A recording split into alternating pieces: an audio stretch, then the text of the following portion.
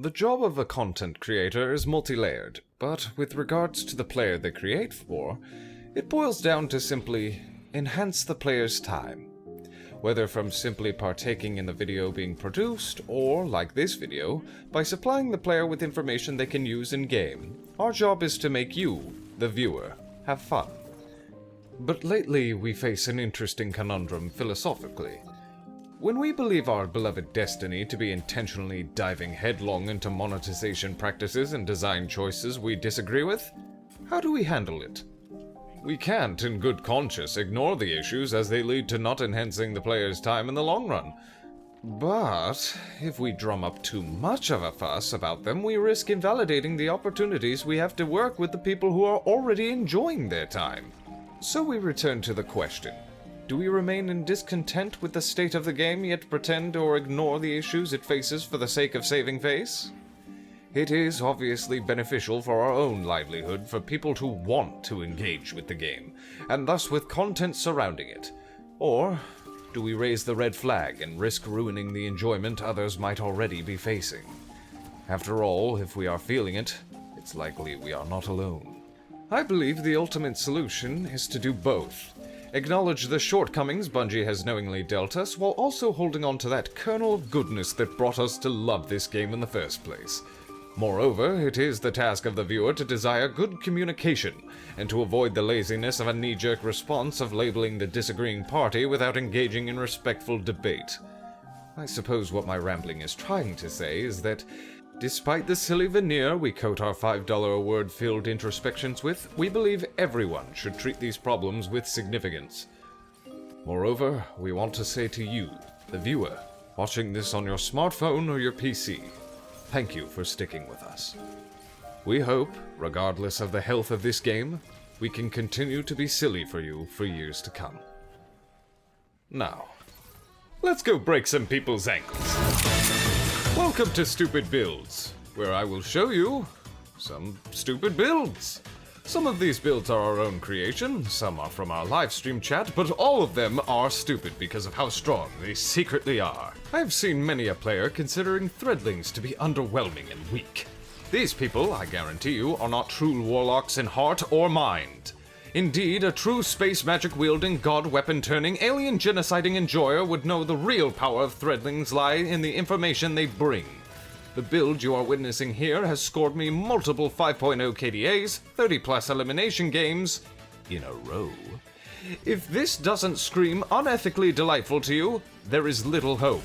This is the Glissando, a 180 RPM Strand scout rifle sold by Banshee a few weeks back. It has the perk Keep Away and Box Breathing. You already know where this is heading. By gripping the aim down sight button like a vice, you gain a massive increase in headshot damage. This increase is enough to bring your precious subpar 1 second time to kill to a concerningly quick .67. And with scout rifles having, effectively, no damage drop-off, this means that we can perform beheadings at 3 taps to the head on anyone at any range. We have a problem here. While staring down our sights like a mannequin in a gun store, we lose all of our peripheral vision and our radar. To combat this, we run an Empowering Rift. The Empowering Rift allows us the exact same time to kill as our box breathing setup, but with the added benefit of allowing us to unscope and rescope as needed. This means we can pick and choose whether we need just one engagement and thus just use the box breathing, or if we need a bit of an Alamo home defense for our Empowering Rift like our founding fathers intended. Now, while playing Nintendo's Duck Hunt with the heads of my enemies is fun, it lacks the flexibility to handle the ever-present body odor of an overly pushy shotgun ape. You know what they say, Telesto, last I checked, is the besto. Telesto offers us a flexible tool for either laying down a pile of stank for a sliding titan monkey to step in, or we can shit the pants of monkeys at range if so needed. The thing to remember with the besto is that its impact to explosions has a bit of a delay, so it is wiser if you are looking to play your life to go for the trap and clean up with the scout. Otherwise, you will likely end up trading. But Reginald! I hear your pathetic cries. Where the hell do the Threadlings fit into all this? What arcane wisdom do you have to bequeath me from those beautifully mustached ghosts? Do we have lips? Let's just assume it's a metaphor. Yeah. Anyways, the Threadlings might not deal very much damage, but what they do provide is information. Ever been in a spot where you aren't sure if the scoundrel you just laid out dead has companions waiting around the corner looking to spill your guts like bad modern art? The Threadlings will tell you. Like some kind of seeing-eye Jolly Rancher, they will try and track towards any target nearby the deathbed of opponents you kill in medium to longer ranges. Even if they completely whiff their attack like a mentally challenged feral raccoon, they will at least tell you where enemies are, allowing you to continue to white-knuckle your box-breathing perk for another contender of the 3-tap challenge. Better still, because so many Guardians assume the damage dealt by Threadlings to be a joke, and because you are often positioned far outside their radar range, they may tank the Threadling damage assuming nothing will come of it, only to have your scout now be in 3-tapping range yet again. My genius is sometimes frightening. But let's not stop there. Let's make sure we know where players are and punish them for getting the cardinal commandment of don't bunch up. The Swarmers is the new Warlock leg exotic that grants our Threadlings an unraveling effect. Unravel will sprinkle bits of damage to its victims and any other collateral targets in the vicinity. This helps pad out our Threadling damage further while also granting us even more information. Even better is that anytime we detonate a strand tangle, we generate these Threadlings. This allows us to both throw and shoot our own tangles for a mini radar boost of angry string bean ankle biters. Or, get this, shoot enemy tangles for more of the same. For aspects and fragments, we go for Weaver's Call and Mindspun Evocation. I did do some runs with the Wanderer aspect and it does have its place, but it lacks consistent uptime. It does have some potential use in the future if Bungie does go through with the changes to Tangle cooldowns. For fragments, you will need Rebirth, Continuity, Evolution, and Generation. For mods, you need only worry about Rift uptime, Grenade uptime, and Strand weapon bonuses. Trust me, Telesta will be enough on its own. I wasn't joking about how much I was using this build. I only save builds to my loadout screen unless I truly believe them to be overpowered, so consider this your warning. I give this build 10 Stranger Things out of 2 Mandalorians. Do you know what every player needs to experience at least once in their life? The unbridled power fantasy of becoming an extra-large-sized rat. The Rat King is such a strangely slept-on weapon. With the Catalyst, you gain both Void Invisibility on reload after a kill, but also full health regeneration. This invisibility, by itself, is sufficient enough to allow me to get up to some grade A shenanigans. Let's put Invis in places it doesn't belong, Gunslinger Hunter is the industry standard of Hunter subclasses, with weighted knife granting ranged one-hit kills, and its aspect heavily boosting weapon lethality.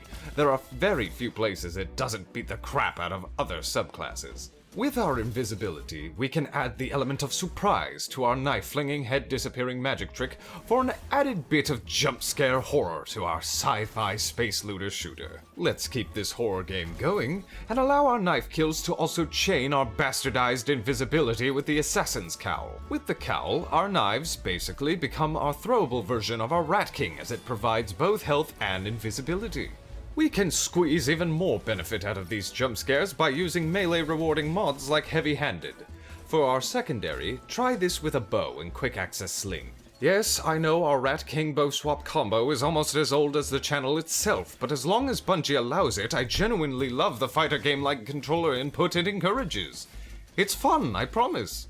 Sidearm bow swapping grants us the ranged flexibility while also yielding a faster time to kill in mid-ranges. This was a livestream chatters build, and I want to give it more time because I love the flavor of it, which is saying something because I feel like my time and journey through off-meta has taken me almost everywhere at this point. I give this build 4 chonklas out of 8 empty soda cans. This next build was a genuine surprise to me. How many of you use Second Chance? The exotic Titan gauntlets that grant a second throwing shield that weakens and pierces unstoppable champion shields? Alright, now keep your hands up. How many of you use them in PvP? Right. A lot less of you. I thought the same thing. The throwing shields feel like a simply inferior option to the reliable suppression and damage of the shield bash. But with this season, these gauntlets offer some unbelievable benefits. With all of the void-based artifact mods and, get this, a PvE setup for our subclass, I not only destroyed my enemy team, but professionally and clinically humiliated them. It was fantastic! The real grease behind the wheels for this build was the Monte Carlo, an exotic I generally suggest for builds that have an already strong melee you are looking to encourage, rather than what I thought was going to be this build's case, which was to help cover up the flaws of a less than optimal melee option. But this is where I learned to love the second chance. The shields may not yield that much, but they are more consistent since this season's buffs, and because of the artifact mod granting us a void breach on hits and kills, we get Devour Up from our tagged targets for even further stomping through the enemy front line. Controlled Demolition for volatile, Bastion for more survivability, Persistence, Instability, Starvation, Remnants, and the Doom soundtrack on full volume is all you need. Try it with a slug shotgun and watch how silly you can be. Listen to me. I hate Sentinel Titan in PvP. I just can't figure out how to make this class be interesting. It often just seems too straightforward. I like a build that plays a little hard to get. Genuinely surprising delight. 18 Oreos out of 7 whipped cream cans. We are in one of those space-time distortions where a previously off-meta weapon is currently dominating the top of the leaderboards, so you will have to forgive this suggestion, Graviton Lance. Now wait a minute, hold on, just give me a second here, damn it! You already know how this weapon's range and time to kill are far outreaching what they should be. How the explosions this weapon generates have no right to be that lethal. How its stats make it arguably too easy to control, and so on and so forth. But have you considered that you could lean into its void elemental flavoring for even more disgusting BS? The Mantle of Battle Harmony is an exotic that often gets swept under the rug when discussing builds because of how ubiquitous it is with other damage-boosting exotics. In our case, however, we can use the already ever-present power of the Gravlance to give it yet another benefit of faster supers, while our super isn't charged, and rampage when our super is charged. This, of course, we run on Void Warlock for the Battle Harmonies buff, but we also get the benefit of running the Fast Pass Ankle Breaker of Blink.